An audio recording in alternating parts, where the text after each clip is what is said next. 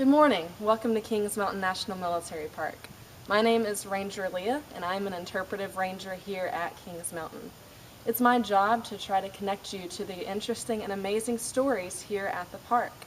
I've been working for the National Park Service for 5 years, 1 year at Chattahoochee River National Recreation Area in Atlanta, and 4 years here at Kings Mountain. During that time, I received my degree in history from Presbyterian College in Clinton, South Carolina, and my master's in public history from Appalachian State University in Boone, North Carolina. I love history and hope you'll come away from this walk finding some part of the Kings Mountain story interesting and relevant to you. Have you ever had to make a hard choice? Yes. Have you ever had to make a choice on which your life depended? No.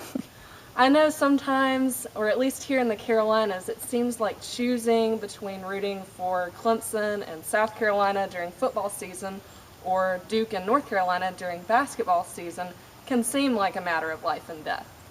Have y'all ever seen the bumper stickers that say a house divided with the Clemson Tiger Paw on one side and the South Carolina Gamecock on the other? Yes.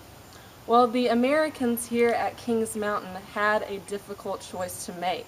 One that could make the difference between life and death, or at the very least could drastically change their lives.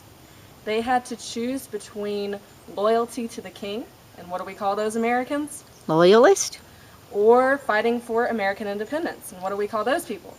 Patriots. That's right. These choices could change everything for them. John Adams stated that a third of Americans were English and proud of it, a third of Americans supported the fight for American independence, and a third of Americans just wanted to be left alone. They wanted to be allowed to remain neutral.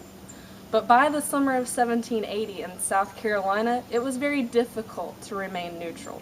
You had to make a choice here in the backcountry. And this choice divided neighbors, it divided families. So why in the world would a person choose one side or the other? Well, think about why you choose to support your favorite sports team. It could be because of family ties. I know I'm an Auburn fan because my dad went to Auburn. Well, here in the backcountry, every family wasn't divided. You could choose based on how your father or your brother, uncle, cousin chose. It could be because of the region or the area where you lived. Part of the reason I'm an Auburn fan is because I'm originally from Alabama. A fair number of people out here in the backcountry were Loyalists because they felt ignored by the elites in Charleston, those down at the coast. Those elites in Charleston became the Patriot leaders of the rebellion.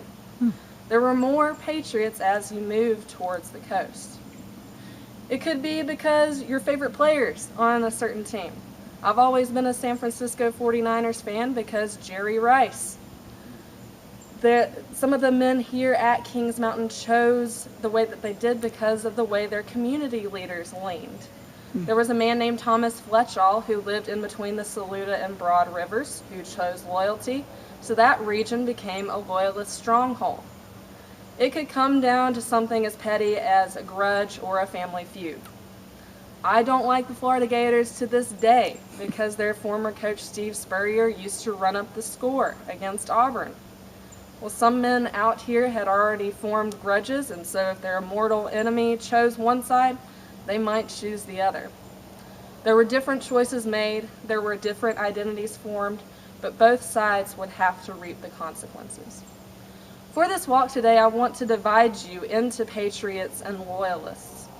Patriots, there were 900 of you here at the battle from the Carolinas, Tennessee, Virginia, and Georgia. You are all militia, no regular army here. Loyalists, there are about 1,000 of you. The majority of you, about 900, are militia from the Carolinas. There are about 100 of you who are from New Jersey, New York, and Connecticut that are wearing the red coats. You're Ferguson's best troops here. You're called Royal Provincials, so you're actually considered British regulars. And you have to have your jerseys to tell you apart, like our sports teams. Because most of you are militia, you're wearing your normal clothes. What's telling you apart? Loyalists, you have a pine sprig in your hats. Patriots, you have a piece of paper in yours. Huh. Now, as we get started, go to our first stop here. I want you to think about Patriots. Why would you be here on a rainy afternoon on October 7th, 1780? We're starting out from the Patriot perspective here as we go around the base of the hill. The Patriots surrounded the hill, and they're pushing up to the Loyalists on top. So Patriots, why would you be here? Why would you choose to be here on October 7th, 1780? I don't know. Any ideas?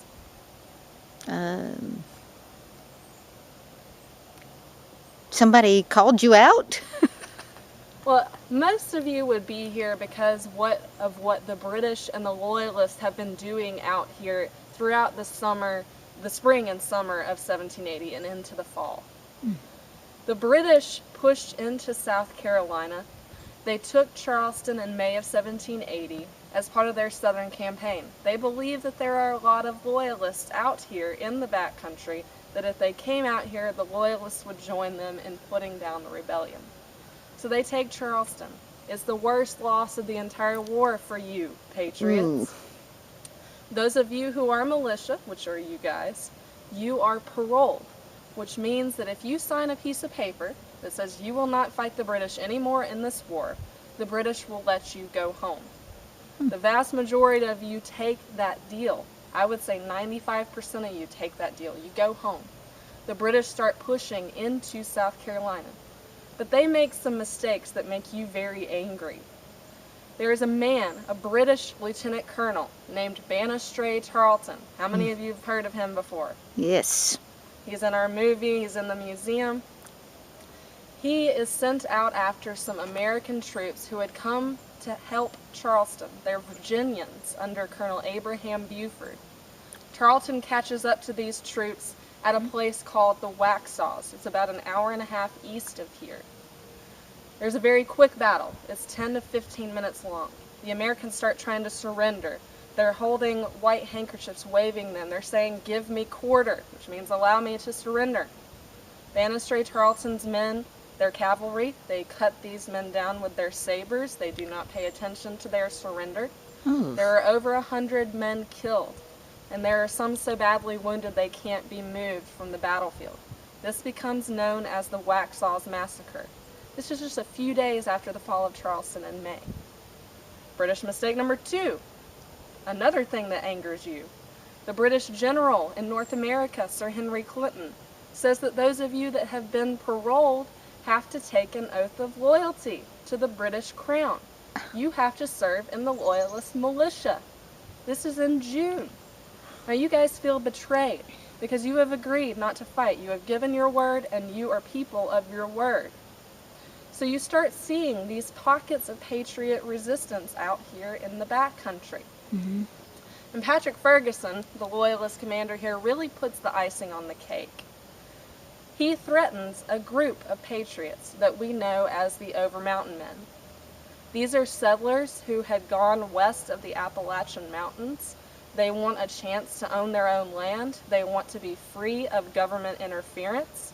They stay out of the war for the most part up until the British come into South Carolina. They start pushing into the interior. These men are afraid that the British will cause the Native Americans to attack their settlements.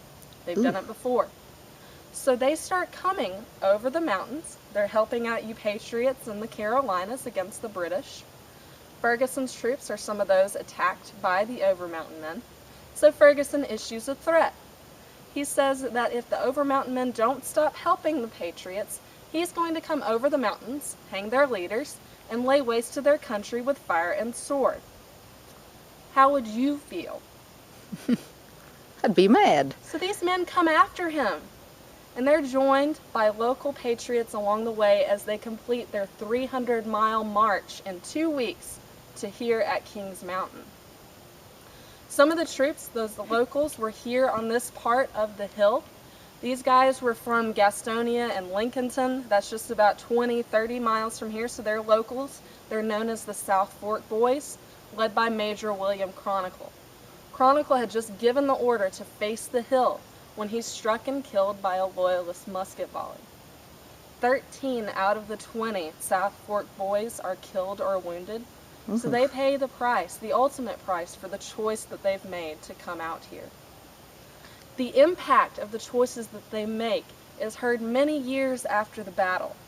35 years after the battle, in 1815, Dr. William McLean, a man from Lincolnton, comes here to the battlefield with the survivors of the South Fork boys and puts this monument here on the battlefield. It's called the Chronicle Marker, put here in honor of Major William Chronicle. This is the second oldest war memorial in the country. Now, weathering and vandalism have taken their toll. We've got our replacement marker put here in 1909, but pretty cool that the impact goes this far. This is the first marker put here on the battlefield. As we move to our next stop, Patriots, I want you to think about what you would have chosen to pack for your journey to find and stop Patrick Ferguson.